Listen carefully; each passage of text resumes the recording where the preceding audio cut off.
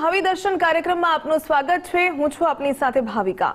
12 રાશિના જાતકોનું આવનારું સપ્તાહ કેવું રહેશે, ગ્રહોનો પ્રભાવ જીવન પર કેવા પ્રકારે પડતો હોય છે, તમામ બાબતો અંગે માર્ગદર્શન આપવા માટે મારી સાથે જોડાઈ ગયા છે પ્રસિદ્ધ જ્યોતિષ કમલેશભાઈ પંડ્યા। કમલેશભાઈ, આપનું ખૂબ ખૂબ સ્વાગત છે।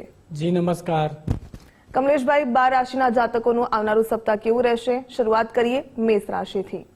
ચોક્કસથી જણાવીશું। 28 તારીખથી લઈને 3 તારીખ સુધી, રવિવારથી લઈને શનિવાર, અને મેષ રાશિથી લઈને મીન રાશિના દરેક જાતકો વિશે રાશિ ભવિષ્યની વાત કરીશું।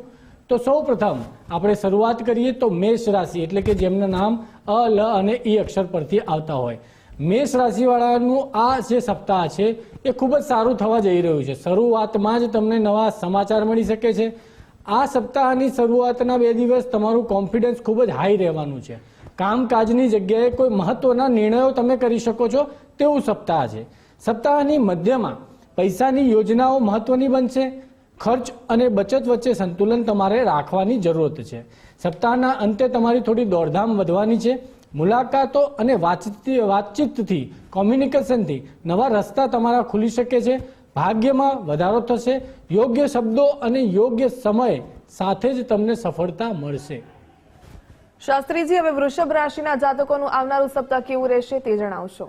ચોક્કસથી વૃષભ રાશિના જાતકો એટલે કે જેમના અક્ષરો બ, વ અને ઉ અક્ષર પરથી જેમના નામ હોય, વૃષભ રાશિના જાતકોનું આ સપ્તાહ જે છે એ સપ્તાહની શરૂઆત થોડી આળસથી, શાંતિ, એકાંત, થોડું તમારા મનમાં ભાર હોય એવી શરૂઆત થઈ શકે છે। અંદર ખાને થોડી કંઈક ને કંઈક ચાલતી ચિંતાઓ જે છે એ ધીમે ધીમે તમારી ઓછી થવા જઈ રહી છે। આત્મવિશ્વાસમાં તમારો વધારો થશે। જેમ જેમ દિવસો પસાર થશે તમારો આત્મવિશ્વાસ વધશે અને ફરીથી એક સારી ઉર્જાનો સંચાર થશે। સપ્તાહની આગળ વધતા આર્થિક સ્થિતિમાં તમારો થોડો સુધારો વધતો દેખાય। પરિવાર તરફથી તમને સંપૂર્ણ સાથ સહયોગ મળી શકશે અને મનમાં સ્થિરતા પણ આવશે। શાસ્ત્રીજી, હવે મિથુન રાશિના જાતકોનું આવનારું સપ્તાહ કેવું છે તે જણાવશો।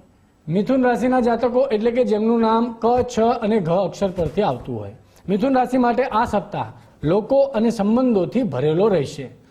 શરૂઆતમાં મિત્રો, સહકર્મીઓ અથવા ઓળખાણમાંથી લાભ મળશે। તમારી વાતને માન મળશે। તમારું કમ્યુનિકેશન તમારી મજબૂતાઈ છે, તમારી સ્ટ્રેન્થ છે, અને તેને નેમ ફેમ, પાવર પોઝિશન, માન સન્માન મળવું એ પણ આ અઠવાડિયામાં દેખાઈ રહ્યું છે। મધ્યમાં થોડું થાક અને એકાંતની લાગણી અનુભવાય, પણ થોડો આરામ કરશો તો બધું સારું રહેશે। સપ્તાહના અંતે આત્મવિશ્વાસ મજબૂત બનશે અને નવા વર્ષની તૈયારી પણ કરી દેશો। શાસ્ત્રીજી, હવે કર્ક રાશિના જાતકોનું આવનારું સપ્તાહ કેવું, કયા પડકારોનો સામનો કરવો પડી શકે? ચોક્કસથી કર્ક રાશિ એટલે કે જેમના નામ ડ અને હ અક્ષર પરથી આવતા હોય, કર્ક રાશિ માટે આ સપ્તાહની કારકિર્દીમાં દ્રષ્ટિએ જોવા જઈએ ને તો ખૂબ જ સારું થવા જઈ રહ્યું છે। કરિયરમાં કોઈ એવા લોકો હોય જેમને નોકરી માટે એપ્લાય કરેલી હોય તો નોકરીમાં સારા સમાચાર આવી શકે છે। ઇન્ટરવ્યૂ જો અલાઇન થાય તો એમાં સારો રિસ્પોન્સ મળી શકે છે, એમાં તમે કોન્ફિડન્સ ફીલ કરશો। મધ્યમાં મિત્રો અને ટીમનો સહયોગ મળે, તમારી સાથે આસપાસના કામ કરતી સહકર્મચારીઓ હોય એમના તરફથી કંઈ મદદ મળી શકે, જેના કારણે તમારું વર્ક પ્રેશર થોડું ઓછું થશે। સપ્તાહના અંતે તમારો ખર્ચ વધી શકે છે, કોઈ આકસ્મિક ખર્ચ આવે, પરંતુ વિશ્વાસ રાખશો તો રસ્તો તમને ચોક્કસ મળી જશે અને સપ્તાહ સારું જશે। આકૃતિબેન સુરતથી પૂછી રહ્યા છે કે ગ્રીન ટી હર્બલ ઇન્ફ્યુઝનો જે બિઝનેસ ચાલુ કર્યો છે ભાગીદારીમાં કેવું રહેશે? તેમની જન્મ તારીખ છે 7/11/84 અને સમય 3:03। તો 7મા સ્થાનની વાત કરીએ, સૂર્ય નીચનો, તો મેં કહ્યું એમ તમે જેટલા સૂર્યદેવને રીઝવવાના પ્રયત્ન કરશો, સૂર્ય મજબૂત બનાવવાના પ્રયત્ન કરશો તો પાર્ટનરશિપના બિઝનેસમાં કોઈ વાંધાવચકો યા કંઈ પણ તમને તકલીફ નહીં નડે। બિઝનેસ 100% સફળતા આપશે। સૂર્યના ઉપાય હું તમને કહી દઉં તો તમારે આદિત્ય હૃદય સ્તોત્ર પાઠનો પાઠ અવશ્ય કરવાનો। સાથે સાથે દરરોજ ભગવાન સૂર્યનારાયણને સવારે ઉઠતા પહેલા નાહી ધોઈને સ્વસ્થ થઈને અને તેમને પાણી અર્પણ કરવું, જળ અર્પણ કરવાનું છે સૂર્યદેવને રોજે રોજ। અને જેટલું તમે સવારે વહેલા ઉઠવાની આદત રાખશો તેનાથી પણ તમારો સૂર્ય મજબૂત બનશે। લોકોને માન સન્માન આપો। લિયો રાશિ છે, લીડરશિપની છે, લિયો લગ્ન છે, તમારું સાહસિક વ્યક્તિ છો એટલે ઓબ્વિયસલી તમારી નીચે કામ કરનારા લોકો હશે જ, તમારા ઓર્ડરથી કામ કરે છે, તો એ લોકોને પણ સારું રાખો, માન સન્માન આપશો, માન સન્માન મળશે। સૂર્ય તમારો નીચનો હોવાથી જો પાર્ટનરશિપના બિઝનેસની વાત કરું તો વાદ વિવાદ થઈ શકે, જેટલા એને સારા ઉપાય કરશો એટલું તમને સારું રિઝલ્ટ આપશે। એક બીજી વાત કરી દઉં, સિંહ લગ્ન મંગળની મહાદશા જે છે તમારી એ 2027થી ચાલુ થવાની જઈ રહી છે, જે 2034 સુધી ચાલશે. 7 વર્ષની મંગળની મહાદશામાં તમારો બિઝનેસ જે છે ને એ 10 ગણો વધવા થઈ રહ્યો છે. કોઈ પણ કામ કરશો, ગ્રીન ટીનો બિઝનેસ તો સફળતા આપશે જ, પણ બીજો કોઈ પણ બિઝનેસ વ્યવસાય કરશો એમાં પણ સફળતા મળશે, કારણ કે તમારી કુંડળીમાં મંગળ યોગકારક છે. અને મંગળ યોગકારક હોય તો સાથે સાથે હનુમાન ચાલીસાના પાઠ કરશો ને તો પણ બહુ ફાયદો થશે. આકૃતિબેન, શાસ્ત્રીજી, હવે સિંહ રાશિના જાતકોનું આવનારું સપ્તાહ કેવું રહેશે તે જણાવશો. ચોક્કસથી સિંહ રાશિના જાતકો એટલે કે જેમનું નામ મ અને ટ અક્ષર પરથી આવતું હોય, સિંહ રાશિ માટે આ સપ્તાહ જે છે એ આશા, ઉમંગ અને માર્ગદર્શનથી શરૂ થવા જઈ રહી છે. કંઈક ને કંઈક તમને નવું પ્રોત્સાહન કરતું મોટિવેશનલ કંઈક વાત એવી હશે જે તમને મોટિવેટ કરી નાખશે અને તમે કંઈક નવા આયોજન સ્ટાર્ટ કરી દેશો. નવી વિચારધારા, યાત્રા અને કંઈક નવું શીખવાની તક પણ મળવાની છે. મધ્યમાં તમારા કામકાજનો ભાર વધી જવાનો છે, પરંતુ સાથે સાથે આ કામમાં મહેનત જે કંઈક કરશો તેમાં તમને લાભ પણ ચોક્કસથી મળશે. સપ્તાહના અંતે લોકોનો સહયોગ અને માન સન્માન મળશે. તમારો આત્મવિશ્વાસ વધારે ને વધારે મજબૂત બનતો દેખાશે. શાસ્ત્રીજી, હવે કન્યા રાશિના જાતકોનું આવનારું સપ્તાહ કેવું તે જણાવશો. ચોક્કસથી કન્યા રાશિના જાતકો એટલે કે જેમના નામ પ, ઠ અને અણ અક્ષર પરથી આવતું હોય, કન્યા રાશિ માટે આ સપ્તાહ જે છે એ તમારા આંતરિક બદલાવના છે. તમારી અંદર કંઈક ને કંઈક નવું ટ્રાન્સફોર્મેશન, કંઈક બદલાવ આવવા જઈ રહ્યો છે. શરૂઆતમાં અચાનક તમારી કંઈક પરિસ્થિતિઓ કાં તો કોઈ ચિંતા, કોઈ મેટર એવી હોય જેમાં તમારે પ્રોબ્લેમ્સ આવી જાય, એમાં ચિંતાનો અનુભવ થાય, પરંતુ મધ્યમાં તમે તેમાંથી પસાર થશો. તમને નસીબનો સાથ મળશે. તમને તમારી દિશા જે છે ને એ સ્પષ્ટ, ચોખ્ખી દેખાશે. રસ્તાઓ ક્લિયર થશે. સપ્તાહના અંતે કારકિર્દીમાં પ્રગતિ, ઓળખ અને જવાબદારીઓ પણ વધવા જઈ રહી છે. કમલેશભાઈ, હવે તુલા રાશિના જાતકોનું આવનારું સપ્તાહ કેવું તે જણાવશો. તુલા રાશિના જાતકો એટલે કે જેમનું નામ ર અને ત અક્ષર પરથી આવતું હોય, તુલા રાશિના જાતકોનું આ જે સપ્તાહ છે એમાં આખા સપ્તાહ દરમિયાન તમારા રિલેશનશિપ એટલે કે તમારા સંબંધો એ કેન્દ્ર સ્તર પર રહેવાના છે. સપ્તાહની શરૂઆતમાં અન્ય લોકો પર આધાર પણ તમારે રાખવો પડશે, લોકોની મદદ પણ લેવી પડશે. મધ્યમાં તમારા મનની અંદર ઉથલ પાથલ ચાલશે, પરંતુ સપ્તાહના અંતે માર્ગદર્શન, આશા અને નવો આત્મવિશ્વાસ તમને આગળ વધાવશે અને તમારી લાઈફમાં બેલેન્સ પાછું આવશે. શાસ્ત્રીજી, હવે વૃશ્ચિક રાશિના જાતકોનું આવનારું સપ્તાહ કેવું તે જણાવશો. વૃશ્ચિક રાશિના જાતકો એટલે કે જેમનું નામ ન અને ય અક્ષર પરથી રાખેલ હોય, વૃશ્ચિક રાશિ માટે શરૂઆતમાં કામ અને આરોગ્ય પર તમારે ધ્યાન આપવાની જરૂર છે. સપ્તાહની શરૂઆતમાં તમારી હેલ્થ થોડી વીક જણાય. તમને નાની મોટી સમસ્યા જેવી કે કફ, શરદી, ઉધરસ જેવું કંઈ હોય જે તમને તકલીફમાં મૂકે, પરંતુ મધ્યમાં તમારી હેલ્થ પણ સારી થશે. સાથે સાથે કોઈ એવા સંબંધો હોય જેમાં કેટલાય સમયથી તમારી વાતચીત ઓછી થઈ હોય, તમારા સંબંધોમાં મનમુટાવ હોય, તો એ સંબંધો તમારા સુધરવા જઈ રહ્યા છે. સપ્તાહના અંતે અચાનક ખર્ચ થોડા આવશે અને તમારા કામકાજમાં પણ ફેરફાર આવશે. વહેલું મોડું કામકાજ થશે. શાંત મનથી તમે જે કંઈ પણ નિર્ણય લેશો એ નિર્ણયથી તમને ફાયદો રહેશે. શાસ્ત્રી, જેવા દર્શક મિત્રોના સવાલ છે તેમને પણ જોઈ લઈએ આપણે. ખુશી પૂછી રહી છે અમદાવાદથી. તેની જન્મ તારીખ છે 12/4/2004, સમય 11:55. લગ્ન ક્યારે થશે તેમનો સવાલ છે. ચોક્કસથી ખુશીબેનની જે જન્મકુંડળી છે એ પ્રમાણે જન્મકુંડળી તેમની મિથુન લગ્નની બને છે અને તેમની રાશિ જે છે એ મકર છે. ખુશીબેન, તમે સ્વભાવે કોઈ પણ વસ્તુ કંઈ એક ડિસિઝન ન લઈ શકો એવું બને કે તમારા મનમાં હંમેશા બે મત રહ્યા કરે, થોડું કન્ફ્યુઝન રહ્યા કરે. તમારી પસંદગી જે છે એ પણ થોડી કન્ફ્યુઝવાળી છે, ઘડીએ પડીએ બદલાય છે. તો પહેલાં તો શું તમારું જે જીવન છે એને એક સ્થિરતા, એક ફોકસ આપી દો કે એક જ ચોઈસ જે છે એ. સાથે સાથે તમારા પ્રશ્નની જો હું ખાસ વાત કરું તો તમારા 7મા સ્થાનનો માલિક ગ્રહ ગુરુ બને છે. અત્યારે હાલમાં ખુશીબેન તમારી ઉંમર 21 વર્ષની છે.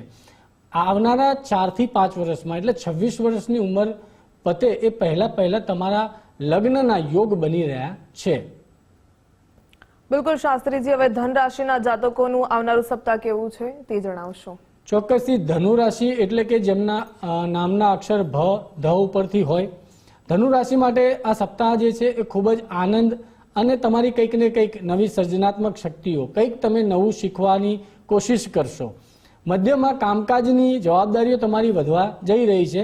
થોડી સમયની કમી લાગશે. તમને એવું લાગશે કે સમય બહુ ઝડપી પસાર થઈ ગયો છે. સવારથી સાંજ ક્યારે થઈ તમને ખ્યાલ ના આવ્યો અને સમયની કમી પડે એવું બી તમને અનુભવાય. સપ્તાહના અંતે સંબંધો તમારા ખૂબ જ મહત્વના રહેવાના છે. સમજદારી અને ધીરજ રાખશો તો તમારું સંતુલન જળવાઈ રહેશે. શાસ્ત્રીજી, હવે મકર રાશિના જાતકોનું આવનારું સપ્તાહ કેવું તે જણાવશો. ચોક્કસથી મકર રાશિના જાતકો એટલે કે જેમના નામ ખ અને જ અક્ષર પરથી હોય, મકર રાશિ માટે સપ્તાહની જે આ શરૂઆત છે એ પારિવારિક અને આંતરિક સુખથી થશે. કંઈક પરિવારનો કોઈ એવો પ્રસંગ હોય જેમાં તમે હાજર રહો અને તમે એમાં ખુશીઓની પળો પણ માણશો. ઘર સંબંધિત જે વિષયો છે એ મહત્વના બનશે. લેન્ડ પ્રોપર્ટી વ્હીકલ રિલેટેડના કોઈ કામકાજ હોય તો એ પૂર્ણ થવા જઈ રહ્યા છે. મધ્યમાં તમને આનંદ, પ્રેમ અથવા સંતાન સંબંધિત ખુશીઓ પણ મળશે. સપ્તાહના અંતે કામકાજ અને સ્પર્ધા, કોઈ કોમ્પિટિશન, તમારી સામે કોઈ એવું કામ લઈને બેઠા હોય ત્યાં બીજી જ કોઈ વ્યક્તિનું ઇન્ડલ્જમેન્ટ એટલે કોઈ નવી વ્યક્તિ આવી જાય, નવું કોટેશન આવી જાય તો કામમાં તમારી સ્પર્ધા વધી જવા જેવું યોગ બની રહ્યા છે. ધીરજ રાખશો તો સફળતા તમને ચોક્કસ મળશે. શાસ્ત્રીજી, હવે કુંભ રાશિના જાતકોનું આવનારું સપ્તાહ કેવું તે જણાવશો. કુંભ રાશિના જાતકો એટલે કે જેમના નામ ગ, શ અક્ષર પરથી હોય, કુંભ રાશિ માટે આ જે નવું સપ્તાહ જે છે એ પ્રવૃત્તિઓથી ભરેલું રહેશે. તમે કંઈક ને કંઈક એક્ટિવિટી કરવા જઈ રહ્યા છો. કંઈક એવું બને કે સપ્તાહની શરૂઆતમાં જ તમે કંઈ સ્પોર્ટ્સ સાથેની કોઈ એક્ટિવિટીમાં જોડાઈ જાઓ. શરૂઆતમાં તમારી દોડધામ વધવા જઈ રહી છે. ફોન કોલ, ચર્ચાઓ વધશે, કોમ્યુનિકેશન વધશે. મધ્યમાં તમારા ઘર અને પરિવાર પર તમારે ધ્યાન આપવાની જરૂરત છે. ઘર અને પરિવારમાં કોઈ સભ્યની તબિયતમાં તમને થોડો ઘટાડો જણાય અને એની પાછળ તમારે મહેનત વધી જાય. સાથે સાથે સપ્તાહનું જે અંત છે એમાં ક્યાંક ખુશીઓ પાછી વળશે. કંઈક નવી સર્જનાત્મક શક્તિ, કંઈક નવી ક્રિએટિવિટી સ્કિલ ઉપર તમે ધ્યાન આપવા જઈ રહ્યા છો અને સાથે સાથે સપ્તાહના અંતે તમે સંતોષ પણ માણશો. આત્મસંતોષ તમે અનુભવ કરશો. શાસ્ત્રીજી, હવે મીન રાશિના જાતકોનું આવનારું સપ્તાહ કેવું તે જણાવશો. મીન રાશિના જાતકો એટલે કે જેમના નામના અક્ષર દ, ચ, જ હોય, મીન રાશિ માટે સપ્તાહની જે આ શરૂઆત છે એ આર્થિક વિચારોથી થશે. કંઈક ને કંઈક ફાઇનાન્સના વિચારો તમારા સમય સાથે રહેશે. દરેક કામમાં તમે કંઈક ને કંઈક કેમ કરીને તમારી આર્થિક સ્થિતિ સુધરે તેની પાછળ કામ કરવા જઈ રહ્યા છો. આવક ખર્ચ પર ધ્યાન આપવું પડશે. મધ્યમાં તમારા દોડધામ અને મહત્વની વાતચીત, કોઈ મિટિંગ હોય કામકાજની સ્તર પર તો એ મિટિંગમાં તમારા કમ્યુનિકેશનથી એ કામ પણ બની શકે છે અને મિટિંગ તમારી સક્સેસફુલ પણ જઈ શકે છે. સપ્તાહના અંતે ઘર, પરિવાર અને મનની શાંતિ તમને જોવા મળશે. નવું વર્ષ સકારાત્મકતા અને ઉર્જા સાથે શરૂ થવા જઈ રહ્યું છે. શાસ્ત્રીજી, ઘણી વખત એવું કહેવાય છે કે ગ્રહ નબળો હોય કે પછી ગ્રહ શક્તિશાળી હોય તો જીવન પર તેની અસરો જોવા મળતી હોય છે. આ નવ ગ્રહોનો જીવન પર પ્રભાવ કેટલો રહ્યો છે એને ખાસ કરીને આ જે નવ ગ્રહો છે તે આપણા જીવન ઉપર કઈ કઈ પરિબળો પર અસર કરતા હોય આપની પાસેથી જાણવું છે. ચોક્કસથી ખૂબ જ સરસ પ્રશ્ન કરેલો છે. નવે નવ ગ્રહનું આપણા જીવન ઉપર શું પ્રભુત્વ છે તો દરેક ગ્રહની કોમન વાત કરીએ આપણે તો સૂર્ય કહેતા ઉર્જા છે, ચંદ્ર કહેતા સુખ છે, માં છે, મધર છે, મંગળ કહેતા સાહસ છે, બુધ કહેતા બુદ્ધિ છે, ગુરુ કહેતા જ્ઞાન છે, શુક્ર કહેતા ધન છે, શનિ કહેતા કર્મ છે. તો આપણા જીવનની આસપાસ આપણે જોઈએ તો 7 વસ્તુઓથી વધારે કંઈ હોય જ ન શકે. કારણ કે ઉર્જા વગર માણસ કામ ના કરી શકે, થાકેલો ને થાકેલો રહે. ચંદ્ર એટલે કે સુખ, માતા સુખ, કાં તો પછી ઘરનું સુખ, મનનું સુખ. માણસ મનથી જ ભાગેલો હોય તો કામ શું કરી શકે? કંઈ ના કરી શકે. એટલે મનસે હારે હારે, મનસે હારે હાર અને મનસે જીતે જીત આપણે પહેલા પણ વાત કરેલી છે. એવી જ રીતે બુદ્ધ બુદ્ધિ છે, જમાનો બુદ્ધિનો છે. તો બુદ્ધિ વગર માણસ કોમ્યુનિકેશન, આપણે વાતચીત કેવી રીતે કરવી, શું બોલવું અને શું ન બોલવું, કેટલું કરવું અને ક્યાં અટકવું, એ આપણને ખ્યાલ ક્યાંથી આવે? તો બુદ્ધ દ્વારા આવે. ગુરુ કહેતા જ્ઞાન છે. કોઈ પણ માણસ જ્ઞાન વિના પોતાનું જીવન સારું બનાવી નથી શકતો. સાથે સાથે શુક્ર કહેતા પૈસો છે, આપણે મોજ શોખની વસ્તુઓ છે. તો આ જમાનામાં અત્યારે એવું કહેવાય છે કે 90% સમસ્યાઓનું સમાધાન જે છે ને એ પૈસો છે. તો એનો પણ એટલો રોલ છે. અને શનિ કહેતા કર્મ છે. હવે કર્મના ઘણા પ્રકાર છે. એક કર્મ છે જે આપણે આપણી જીવાદોરી નિભાવવા માટે કરતા હોઈએ છીએ અને બીજું કર્મ છે જે આપણું મનનું કર્મ છે, વિચારોનું કર્મ છે. આજકાલનો જમાનો તો ખૂબ જ ફાસ્ટ છે, કળિયુગ કહીએ છીએ. આપણે કરેલા વિચારોનું રિઝલ્ટ પણ આપણને તરત મળી જાય છે. તો કર્મ ખૂબ જ મહત્વનું છે. તો આ નવે નવ ગ્રહની જેટલી પણ સિગ્નિફિકન્સ એટલે કે જેટલી મહત્વતા છે એ આપણા જીવનમાં આપણી આસપાસની દરેક વસ્તુઓમાં આપણને દેખાઈ શકે છે. બિલકુલ, એટલે વેપારથી લઈને એજ્યુકેશન હોય કે પછી આરોગ્ય હોય, તમામ બાબતો પર આ ગ્રહો અસર કરતા હોય છે. ત્યારે આજે બુધ ગ્રહ છે તેના વિશે વાત કરવી છે કે બુધ ગ્રહ જીવન ઉપર કેવો પ્રભાવ પાડે છે, તેનાથી જીવનમાં કેવા ચેન્જીસ આવી શકે, અને જો તે નબળો હોય તો તેને ઉપાય શું હોઈ શકે? ચોક્કસથી ખૂબ સરસ પ્રશ્ન છે અને દરેક દર્શક મિત્રોએ આનું ખૂબ જ ધ્યાનથી સાંભળવું, જેથી કરીને તમે પણ જાણી શકો કે તમારી કુંડળી તમે જોવડાવી હોય કે ન જોવડાવી હોય, પરંતુ આટલું સાંભળી લેશો ને તો પણ તમને ખ્યાલ આવી જશે કે તમારી કુંડળીમાં બુધ શું કામ કરી રહ્યો છે. સૌ પ્રથમ તો બુધ ગ્રહની વાત કરીએ તો બુધ કહેતા બુદ્ધિ છે, એટલે કે જ્યાં આપણી બુદ્ધિની વાત આવે તો ત્યાં બુધનું સ્તર છે. બીજું, જ્યારે પણ આપણે કંઈ બોલતા હોય તો જ્યારે વાતચીત કરવાની વાત થાય એટલે કે વાણી, આપણો કંઠ, તો એ બુધનું આધિપત્ય છે. પછી જ્યાં ભણતરની વાત આવે, વિદ્યાની વાત આવે તો ત્યાં બુધનું પ્રભુત્વ છે. જ્યાં લખાણની વાત આવે, જે આપણે લખતા હોઈએ, કાં તો કંઈ વાંચતા હોઈએ, કાં તો કંઈ સાંભળતા હોઈએ. કહેવાય છે ને કે વાંચતા, લખતા, બોલતા બધા શીખવાડે છે, પરંતુ સાંભળવું કેવી રીતે એ કોઈ નથી શીખવાડતું. આ દુનિયામાં લોકોના 95% પ્રોબ્લેમને ખાલી જો સાંભળવામાં આવે ને તો પણ માણસના 90% સમસ્યાના નિરાકરણ થઈ જાય છે, પરંતુ એક સમસ્યા કહેતા સામેવાળાની બીજી સમસ્યા આવી જાય છે. આ જમાનામાં કોઈ સાંભળવા જ તૈયાર નથી. એટલે જે માણસનો લિસનિંગ પાવર સારો હોય, સાંભળવાની શક્તિ ખૂબ જ સારી હોય, એ માણસનો બુદ્ધ ખૂબ જ સારો હોય. જે માણસનું બોલવાની તાકાત સારી હોય, એના કમ્યુનિકેશનના પ્રભાવથી દરેક લોકોનું જીવન જો બદલાઈ જતું હોય તો એનો બુદ્ધ ખૂબ જ સારો હોય. જે વ્યક્તિના અક્ષરો, લેખન, જે કાવ્ય રચના લખતો હોય, કંઈક ને કંઈક સ્ક્રિપ્ટ લખતો હોય, નિર્માતા હોય, તો પણ બુદ્ધ સારો હોય. જેની આઈડિયા બહુ હોય, જેના પાસે ખૂબ જ આઈડિયા હોય, કંઈક ને કંઈક નવા આઈડિયાઓથી તે કંઈક ને કંઈક સમાધાન ગોતી લેતા હોય, કોઈને નવા આઈડિયા આપી શકતા હોય, જ્યાં સલાહ સૂચનની વાત આવે ત્યાં બુદ્ધની વાત આવે. તો એની સાથે સાથે આપણી આજુબાજુમાં પણ જ્યાં જ્યાં ટેકનોલોજીની વાત આવે, જેમ કે આપણે ઉપયોગમાં લેતું આ લેપટોપ, કે આપણે ઉપયોગમાં લેતો હોય મોબાઈલ, કે આપણે ઉપયોગમાં લેતા કેમેરા હોય, કે એની સાથે સાથે આપણા ઘરની અંદર જેટલી પણ ટ્યુબલાઇટની વસ્તુ હોય, ઇલેક્ટ્રિસિટી કહેતા ટીવી, મનોરંજનના કોઈ સાધન હોય, એની સાથે સાથે કોઈ બીજા ઇલેક્ટ્રિક ઇક્વિપમેન્ટ જે કિચનમાં પણ આપણે વાપરતા હોય, ફ્રીજ છે, ટીવી છે, એસી છે, તો આ બધી વસ્તુઓ જે છે ને એનું બુધનું આધિપત્ય છે. અને સાથે સાથે જ્યાં ગ્રીન કલરની વસ્તુ હોય, જ્યાં કલર ગ્રીન હોય, વનસ્પતિ, જ્યાં આપણે છોડ, પર્યાવરણ, આ બધું જ બુધને આધીન છે. બિલકુલ શાસ્ત્રીજી, આ તો વાત થઈ બુધ ગ્રહની. ગુરુ ગ્રહની વાત કરીએ તો ગુરુ ગ્રહનો પ્રભાવ જીવન પર કેવો પડતો હોય છે, અને ગુરુ ગ્રહ નબળો હોય તો કયો ઉપાયો કરવાથી ગુરુ ગ્રહને મજબૂત કરી શકાય? ચોક્કસથી જેમ મેં વાત કરી બુધ ગ્રહની, તેમ આપણે વાત કરીશું કે ગુરુ ગ્રહ કેટલો મજબૂત હોય અને ગુરુ ગ્રહથી આપણા જીવનથી શું પ્રભાવ પડે છે. આપણી આજુબાજુમાં પણ કઈ કઈ એવી વસ્તુઓ છે જે ગુરુ ગ્રહને રિપ્રેઝેન્ટ કરતી હોય. તો સૌથી પહેલા ગુરુ કહેતા તો જ્ઞાન છે, એટલે જ્યાં જ્ઞાનની વાત આવે, જે માણસ જોડે ખૂબ જ સારું જ્ઞાન હોય એનું માનીને ચાલવું કે ગુરુ ખૂબ જ સારો હોય. જે માણસ બીજા લોકોની મદદ સારી કરી શકતો હોય, જ્યાં પણ મદદની વાત આવે, હેલ્પ, ત્યાં ગુરુની વાત આવે. જે હેલ્પ કોણ કરે તો કે જે ભગવાન રૂપી કાર્ય કરે એ હેલ્પ કરી શકે છે.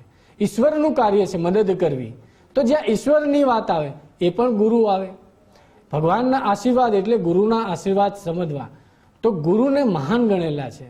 ગુરુ માતા, ગુરુ પિતા, ગુરુ પુત્ર, ગુરુ શત્રુ, ગુરુ મિત્ર, ગુરુ પત્ની, અને experience is the best teacher. એટલે જ્યાં અનુભવની વાત આવે, આમ તો ગુરુ ઘણા બધા લોકોને કીધેલા છે, મહાન કીધેલા છે. ગુરુ છે એ મહાન છે, પિતા ગુરુ છે મહાન છે, તમને કોઈ શીખવાડે એ ગુરુ છે મહાન છે.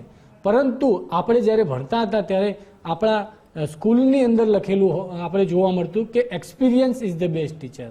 સૌથી મહાન કોઈ વસ્તુ હોય તો એ ગુરુ છે. તો આ અનુભવની જ્યાં વાત આવે ને, જ્યાં માણસ દરેક વ્યક્તિ જીવ હોય, દરેકે વ્યક્તિ પશુ હોય કાં તો મનુષ્ય હોય, કોઈ પણ હોય, એ વ્યક્તિ કંઈક ને કંઈક તો અનુભવ કરતો જ હોય. એટલે જ્યાં અનુભવની વાત આવે એ ગુરુની વાત આવે. જ્યાં આપણે સ્કૂલ જોઈએ, આપણે આજુબાજુના જો વાતાવરણમાં જોઈએ તો જ્યાં સ્કૂલ હોય, તો જ્યાં ભણાવવામાં આવતું હોય, જ્ઞાન પીરસવામાં આવતું હોય, પાઠશાળા હોય, તો એ ગુરુનું આધિપત્યની વસ્તુઓ છે. જ્યાં પીળા કલરની વસ્તુઓ હોય, ગુરુની આધિપત્યની વસ્તુઓ છે. જ્યાં સ્ટેશનરીની દુકાન હોય, જ્યાં પુસ્તકાલય હોય, પુસ્તક મળતા હોય, તો એવી બધી જ વસ્તુઓ જે છે એ ગુરુની વસ્તુઓ છે. એટલે ગુરુને જ્ઞાન કહેવામાં આવે છે. તો જે વ્યક્તિ જ્ઞાની હોય, જ્ઞાન સારું અર્જિત કરી શકતા હોય, ભણવામાં કોઈ વ્યક્તિ હોશિયાર હોય તો એનો ગુરુ સારો જ સમજવો. અને જો કોઈ વ્યક્તિને ભણવામાં તકલીફ આવતી હોય, અડધેથી ઊભું થવું પડ્યું હોય, કાં તો એને પરીક્ષામાં પરિણામ સારા ન મળતા હોય, પરીક્ષા પાસ ન કરી શકતા હોય, તો એનો ગુરુ ક્યાંક નબળો હોઈ શકે. જે વ્યક્તિને યાદ ન રહેતું હોય તો બુદ્ધનું કામ છે, કેમ કે બુદ્ધ બુદ્ધિ છે, એટલે યાદ શક્તિ ઓછી છે, કેમ કે બુદ્ધ નબળો છે. પરંતુ જ્યાં ભણી ન શકતા હોય, રિઝલ્ટ ન મળતું હોય, તો ત્યાં ગુરુનું કામ છે. તો ગુરુને આપણે આવી રીતે સમજી શકીએ. શાસ્ત્રીજી, કહેવાય છે કે કોઈ પણ ગ્રહ નબળા હોય એ કુંડલીમાં જોવા મળતા હોય, પણ ત્યારબાદ તેને નિવારણ પણ તેનું લાવી શકાય. કઈ એવી પ્રવૃત્તિઓ હોય કે જે ગ્રહને ખરાબ કરતી હોય છે? ચોક્કસથી ઘણી બધી એવી પ્રવૃત્તિઓ છે જે ગ્રહોને ખરાબ કરતી હોય છે. જેમ કે આજે આપણે બે ગ્રહ વિશે વાત કરી, એક બુધ અને એક ગુરુ. તો બુધ ગ્રહની કઈ એવી પ્રવૃત્તિઓ જે છે જે બુધ ગ્રહની અસરો આપણા જીવનમાં ખરાબ કરે? તો સૌથી પહેલા તો કે બોલ અમોલક બોલ હૈ, બોલ સકે તો બોલ, પહેલે ભીતર તોલ કે ફિર મુખ બહાર ખોલ. મહાભારતમાં પણ કીધેલું છે અને આપણા સ્લોગનોમાં પણ લખેલું છે એ વાત કે બોલ અમોલક બોલ હૈ. આપણે જે બોલીએ છીએ ને બહુ જ પ્રાઇસલેસ છે. શબ્દ તો શબ્દ છે અને શબ્દ એકવાર નીકળે પછી પાછો આવે નહીં. એટલે બોલ અમોલક બોલ હૈ, બહુ જ અમૂલ્ય છે. બોલ શકે તો બોલ, બોલી શકતા હોય તો જ બોલાય, ન કે બોલાય નહીં. પહેલે ભીતર તોલ કે, કઈ પણ વસ્તુ કોઈની પણ સાથે ક્યારે પણ આપણે બોલતા હોઈએ તો પહેલા અંદર તોલી લેવું, માપી લેવું કે આનું ફળ શું આવશે, આનો રિસ્પોન્સ શું આવશે, આની અસર શું થશે. જો વ્યક્તિ ક્યાં કેટલું બોલવું અને ક્યાં કેટલું અટકવું એ સમજી જશે તો એના જીવનમાં બુધ ગ્રહ ક્યારેય ખરાબ થશે નહીં. એવી જ રીતે ગુરુ ગ્રહની વાત કરીએ તો ગુરુ જ્ઞાન છે. તો કોઈ વ્યક્તિ જ્ઞાનની ચોરી કરે, કોઈ વસ્તુ લીધા પછી એનું મૂલ્ય રિટર્ન ન કરે, સાથે સાથે કોઈ જેમ કે શ્રદ્ધા, જ્યાં વાત શ્રદ્ધાની આવે, ભગવાનની આવે, પૂજા પાઠની આવે, વિશ્વાસની આવે અને એ વ્યક્તિમાં એ પરિબળ ઓછું હોય, શ્રદ્ધા ઓછી હોય, તો એ માણસનો ગુરુ ક્યાંક નબળો પડતો હોય છે. ક્યાંક જ્ઞાનની ચોરી કરવાથી, એટલે કે કોઈ જ્ઞાન ફ્રીમાં અર્જિત કરેલું હોય એનું મૂલ્ય રિટર્ન ન કરો તો તમારો ગુરુ ખરાબ થાય છે. ધર્મ અને શાસ્ત્ર એ બધા વસ્તુમાં માનીને ચાલનાર વ્યક્તિ હોય તો ગુરુ સારો રહેતો હોય છે. એની સાથે સાથે ગુરુની જો આપણે બીજી વાત કરીએ કે કઈ એવી આદતો જેનાથી આપણી ગુરુ ખરાબ થાય, તો આપણા જે વડીલો હોય એમને જો આપણે આદર સત્કાર ન આપીએ તો આપણો ગુરુ ખરાબ. જો આપણા જીવનમાં જે સંસ્કાર આપણે અર્જિત કરેલા છે એ સંસ્કારથી જો જીવન ન જીવીએ, ગુરુ કહેતા સંસ્કાર છે, માણસે સંસ્કારી રહેવું પડે છે. તો જો સંસ્કાર ન હોય તો પણ આપણો ગુરુ ક્યાંક ને ક્યાંક ખરાબ થતો હોય. ક્યાંક વિદ્યા અભ્યાસ અને કોઈ શિક્ષકોનું અપમાન જો આપણે કરીએ, આપણા જે શિક્ષક હોય જે આપણને ગુરુરૂપી જ્ઞાન આપતા હોય છે એમનો જો આપણે અનાદર કરીએ છીએ, અપમાન કરીએ છીએ, તો પણ આપણો ગુરુ ખરાબ થતો હોય છે. તો એવી જ રીતે બુદ્ધ કહેતા બોલથી જો આપણે ખરાબ બોલતા હોય, જેમ કે ગાળો બોલવી, અપશબ્દો બોલવા, બુદ્ધ ખરાબ થાય. અને જો જ્ઞાનની વાત આવીએ તો આપણા વડીલો, જે જ્ઞાનરૂપી વ્યક્તિ હોય, જે વડીલરૂપી હોય, જે ગુરુમુખી હોય આપણા જીવનમાં, એમનું જો અપમાન કરીએ તો ગુરુ ખરાબ થાય. બિલકુલ શાસ્ત્રીજી, આપ અમારી સાથે જોડાયા અને જે માર્ગદર્શન આપ્યું તે બદલ આપનો ખૂબ ખૂબ ધન્યવાદ. ખૂબ ખૂબ ધન્યવાદ. દર્શક મિત્રોનો પણ ખૂબ ખૂબ ધન્યવાદ. રાધે રાધે, જય શ્રી કૃષ્ણ, હર હર મહાદેવ. તો દર્શક મિત્રો, આપને પણ કોઈ સમસ્યા મૂંઝવી રહી છે, તેનું માર્ગદર્શન ઈચ્છતા હોય તો સ્ક્રીન પર આપેલા નંબર પર કોન્ટેક્ટ કરી શકો છો. હાલ મને આપશો રજા. નમસ્કાર.